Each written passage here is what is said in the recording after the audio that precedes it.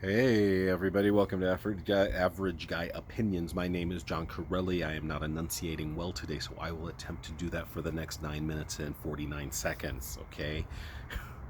And also, I don't know what the deal is with the pulsating phone, and I apologize. I have no idea why the phone would do that.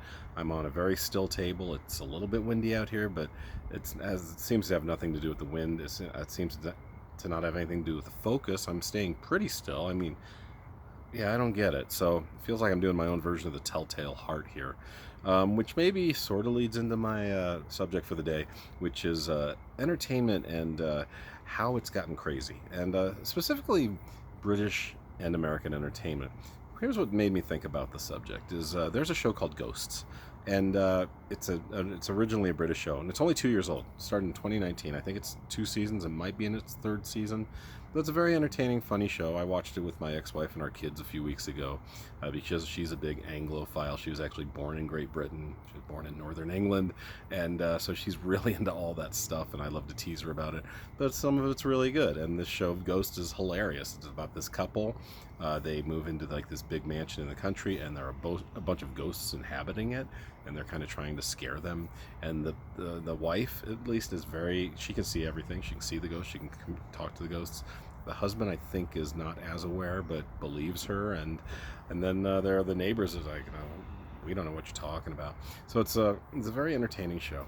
Now here's the problem with the expanse of entertainment that we have these days: is as soon as something does well, imitators will come out. So what happened? There's already an American version of this show. So I saw this ad for Ghosts, which looked mildly entertaining, but doesn't look nearly as good as the original. And it's all Americanized, so it's not going to be that quirky British humor. Now, a lot of times British humor doesn't work. I'll be the first to admit that. But sometimes American humor doesn't work. But so yeah, I'm not thrilled that they're already doing a show that's maybe into its third season, and they're already doing a bastardized, Americanized version of it. Give a show some time to simmer. Give it. Maybe we need to start making, I don't know if I'd call them laws, but some sort of guidelines where, you know what, you don't get to make a show until the first show's at least 5 seasons in, or I would think that you let the show go its whole series and then remake it.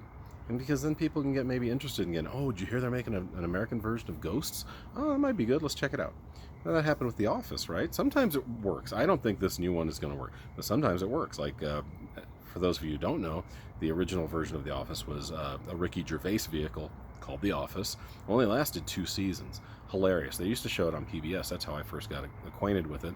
And it was allowed to do its run, and then the American Office, made very famous by Steve Carell, John Krasinski, and Jenna Fisher, and with amazing all kinds of guest guest spots from people like Kathy Bates and James Spader and Will Ferrell. All kinds of people got on that show.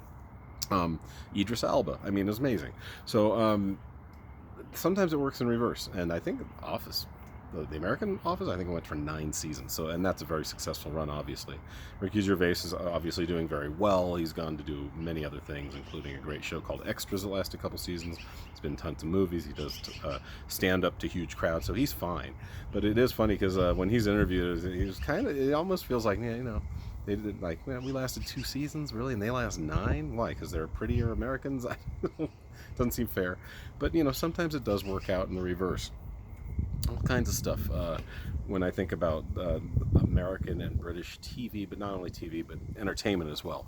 Like, I thought about Star Wars. And Star Wars, when I was a kid, I think that was really one of the first times that a major form of entertainment, like a major movie like that, had a good mix of British and American actors. I mean, you had Harrison Ford, you had Mark Hamill, you had Carrie Fisher, but you also had Alec Guinness, you had Peter Cushing, and you had a lot of the side characters, a lot of the stormtroopers and like higher command people being British, and so that was pretty cool. And that British accent almost seems to have more of a dark feel to it sometimes. Like a lot of the guys on the Death Star were British, and so that was kind of funny. There was if you watch Star Wars, you owe it to yourself one time. Carrie Fisher goes in and out of a British accent. I think even she wasn't sure what to do. It's like, I'm surrounded by British and Americans, and maybe she didn't get directed well on what to do. But there are times when she sounds pretty British, and other times like there's nothing there. She's completely Carrie Fisher being her American self.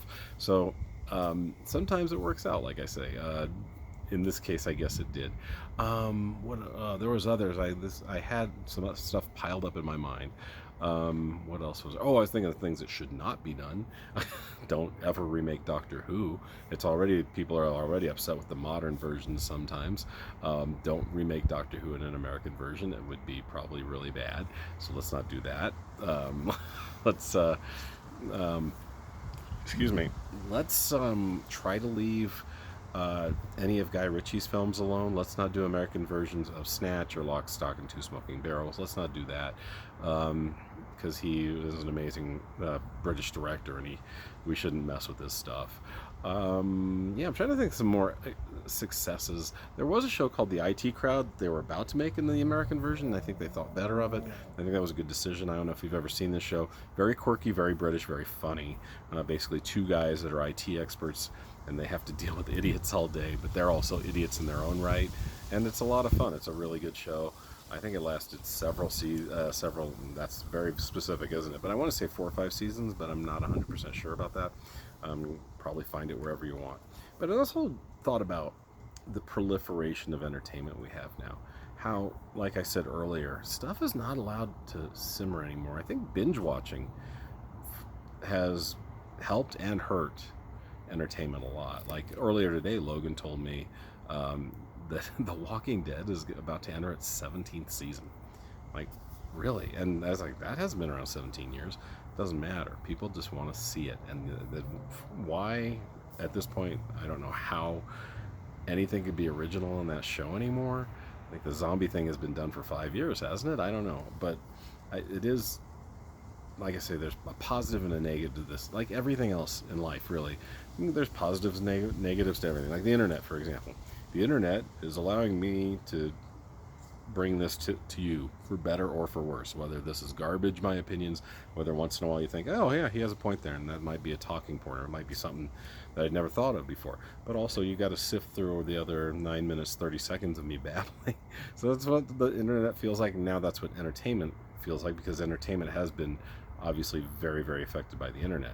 I remember when I was a kid, and I know I've talked about this before, how just exponentially how it's just gone up. When I was a kid, there was literally 5 channels on TV, and I was the clicker. My stepdad's like, go change the channels. Like, oh, okay. It was ABC, NBC, CBS, PBS, and like 1 or 2 affiliates. So maybe we had 6 channels. I think we had channel 20 eventually, but it was like 2, 4, 6, 7, and 9 is all I honestly remember when I was growing up. We had a black and white for a while, and then we upgraded to a 20-inch color, like around 1979, 1980. That was a big deal. And then, of course, right around that time as well, people got cable. My parents did not. Back then, it was only like $25 a month. Here was the big thing about cable back then, and most people younger than me probably don't even remember, but it's quite a sore spot for people like me and my mom and people that don't like getting screwed. Like cable, you go to cable now, it's as much, if not more, advertising than it ever has been or ever was. That was why you had to pay for cable originally. It's like, well, we don't have advertisers to provide money for us to provide you this entertainment, so you're gonna have to pay for it, but you don't have to deal with commercials. Awesome, I'll pay that $25. A lot of people said that at the time. Now they've slid the commercials in there all sneaky like, and now they have as much advertising as any network channel ever. And it's really, for me, that part has ruined the game.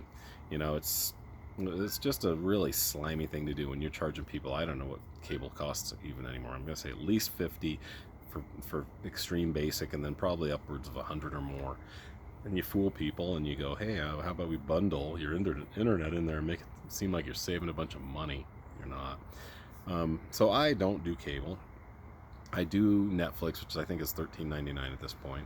I do YouTube, which is really getting inundated with ads. It's crazy, but at least it's free. And that's about an on-air TV. That's it for me, and like a DVD player, of course. So I don't know, but it has changed a lot. I'll finish with this. I will say, if you have cable or satellite, I suggest you get it out and just try to deal with a little less. YouTube has amazing things. YouTube sometimes puts out free movies. They had Dead Poet Society a couple weeks ago, and I watched it and loved it. It was unedited. It was great. Anyway, so there you go. That's a little diatribe about advertising. Geez, about entertainment and advertising somewhat. Thanks, you guys. We'll see you next time. Have a great day, night, whatever you're having. Bye.